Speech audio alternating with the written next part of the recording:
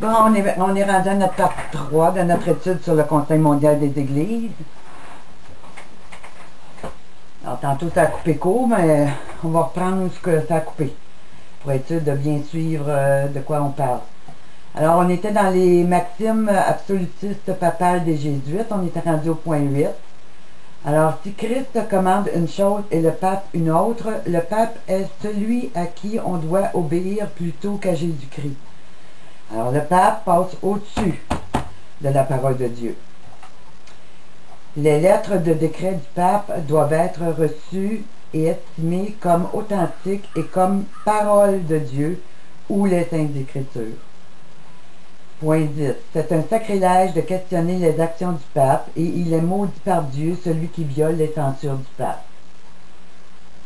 Point 11. Si le pape affirme que cela est noir, que nos yeux jugent comme cela étant blanc, nous devons alors déclarer que c'est noir sous peine de nos âmes. Point 12. Le pape a l'exclusivité du règne et du pouvoir sur le monde entier, autant dans le temporel que dans le spirituel, et donc peut détrôner des empereurs et des rois, et peut disposer de leur domination comme bon lui semble. Si le pape destitue un roi et donne son royaume à un autre, et que le peuple ne l'accepte pas, le pape peut l'amener par la force des armes, parce qu'il est juge de tout et à la place de Dieu sur terre. Point 14. Ne pas croire que le pape peut détrôner des rois est damné pour hérésie et il le méritera. Point 15. Christ n'aurait pas agi avec sagesse s'il n'avait pas laissé le pouvoir au pape de détrôner des rois. Si un roi est un hérétique ou favorise l'hérésie, il peut être détrôné. Si le pape doit déclarer un roi être un hérétique, il n'a aucun droit à son royaume et le pape peut le destituer. Point 18. Le pape peut donner la liberté au peuple de se choisir ou prendre de nouveaux maîtres. Ce faisant, il garde tous les rois et les princes dans l'obéissance et la soumission au pape. 19. Tous les protestants sont des hérétiques. Avez-vous compris, peuple de Dieu? Tous les protestants sont des hérétiques. Et alors, ils doivent être tués. Et alors, ils doivent être tués. Kill them all. Point 20. Il est mieux et plus sûr de faire alliance et d'être ami avec les Turcs, musulmans, les infidèles ou les Juifs, parce que la majorité des Juifs ne croient pas en Jésus, qu'avec les protestants hérétiques, parce qu'ils peuvent nous attirer dans les erreurs de leur baliverne. Les balivernes, la parole de Dieu, les balivernes, c'est ça que le pape pense, puis que les jésuites pensent, la parole de Dieu, c'est des balivernes. Alors voyez-vous, là, ce document-là, vous pouvez le retrouver dans le Vatican Assassin, à la page 10. Merci à mon ami Michel qui a traduit ce document si important pour nous faire savoir ce qui se passait. Mais voyez-vous le pouvoir suprême qui est accordé au pape sur la terre? Il prend même la place de Jésus-Christ, là. Les balivernes, qui est la Bible, pour lui, ça n'a aucune valeur. Seule sa parole compte. Les commandements de Dieu, c'est des balivernes. Seule sa parole compte. Lui va installer des nouvelles choses sur terre. Que lui va les péchés qu'on retrouve dans les lois, comment ne pas pécher, lui va mettre ça tout de côté, puis il va mettre ses propres lois, puis c'est ça qui va devenir péché. Si on pêche contre ses lois, à Benoît XVI, et non pas si on pêche contre les lois de Dieu. Le pouvoir aussi d'Apocalypse 17, 2. Tous les rois, c'est avec les rois de la terre. C'est avec elle que les rois de la terre se sont livrés à la débauche. Et c'est du vin de sa débauche que les habitants de la terre se sont enivrés. Alors, on voit que le pape va se servir des rois de la terre, puis on dit que les habitants de la terre se sont enivrés. Ça veut dire que la majorité des gens, là, vont être pris dans le piège de la séduction, du mensonge, puis ils vont s'enivrer du vin de cette prostitution-là. Alors, il ne faut pas se surprendre de voir le péché devenir de plus en plus présent dans notre monde.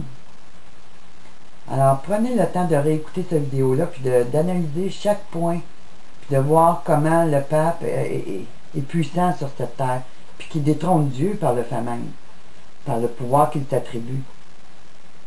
Mais ça, c'est les militaires de Babylone encore. Puis si on regarde les militaires de Babylone, si on regarde pour le point, tous les protestants sont des hérétiques et alors ils doivent être tués. Vous avez juste aller dans Apocalypse 17 où il est dit « Je vis cette femme ivre du sang des saints et du sang des témoins de Jésus, et en la voyant, je fus saisi d'un grand étonnement. » Mes frères et sœurs, mes amis, il y a un combat spirituel qui fait rage présentement pour la domination de ce monde, pour la domination du ciel, pour la domination de Jérusalem. Puis pour ça, ils doivent se débarrasser des saints, de ceux qui croient à ces balivernes, comme ils disent. Mais la baliverne, c'est la parole de Dieu. La Bible nous dit dans 1 Jean, « Car l'amour de Dieu consiste à garder ses commandements. » Elle nous dit-tu de garder les commandements du pape ou de garder les commandements de Dieu? Celles que donnait à Moïse. Et ces commandements ne sont pas pénibles parce que tout ce qui est né de Dieu triomphe du monde. Et la victoire qui triomphe du monde, c'est notre foi. Qui est celui qui a triomphé du monde, sinon celui qui croit que Jésus est le Fils de Dieu? Alors peut-être, frères et sœurs, vous croyez que Jésus est le Fils de Dieu, puis vous faites bien. Mais sortez de cette Babylone qui est en train de vous entraîner dans l'hérésie, qui est en train de préparer votre destruction via le communisme mondial. À chaque fois que vos églises font des communions fraternelles, j'ai entendu il y a quelques mois une sœur me dire « Oh, nous les évêques sont venus dans notre église, on a eu une soirée fraternelle. » Mais savez-vous que vous avez pratiqué le catholicisme ce soir-là? Quand nos frères chrétiens, nos sœurs chrétiennes vont dans des mosquées au nom du dialogue interreligieux, savez-vous que vous pratiquez le catholicisme à ce moment-là? Parce que le but, c'est d'unir toutes les religions, mais avec un plan qu'on n'a pas parlé encore, mais qu'on va parler tantôt. Mais le but, c'est votre destruction. C'est bien clair. Bien clair. On est des hérétiques. Tous les protestants sont des hérétiques et alors ils peuvent être tués. C'est écrit noir sur blanc dans la parole de Dieu, puis c'est écrit noir sur blanc dans le plan des Jésuites qui contrôlent le Vatican. C'est écrit dans Matthieu 24, c'est écrit dans plusieurs places dans la Bible. Comment par le passé on a tué les prophètes, comment on a tué le peuple de Dieu, la persécution des chrétiens dans le temps de Jésus. Combien sont morts à cause de leur foi? Mais combien ont cru aussi aux mensonges puis qui se sont associés à ce système de pensée qui était contraire à la pensée de Dieu. Vous voyez, cette année, c'était aux États-Unis la journée Religious Freedom Day. La Bible a été bannie des États-Unis. C'est devenu un crime de lire la Bible. C'est devenu un crime de posséder une Bible. Ça veut dire que bientôt, quand les armées puis le djihad vont faire leur invasion dans nos rues, dans nos maisons, mais ils vont tous brûler nos livres, en premier la Bible, mais tous les livres qu'on a aussi, parce que ceux qui, comme moi, qui ont des bibliothèques de livres, des archives, tout ça, depuis des années qu'on ramasse,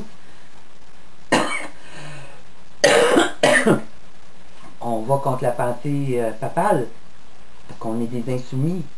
On est devenus des extrémistes, des terroristes, des gens à éliminer. Alors, il ne faudra pas vous surprendre que nous, on est au front. Alors, ceux qui sont au front sont toujours les premiers à mourir, habituellement. Alors, il ne faut pas s'attendre qu'on va vivre, qu'on va avoir notre pension. En tout cas, pas pour moi, en tout cas. Mais, on va être les premiers sûrement à être éliminés. Pourquoi? Parce qu'on défend le livre saint, on défend la foi en Jésus-Christ, on défend son royaume.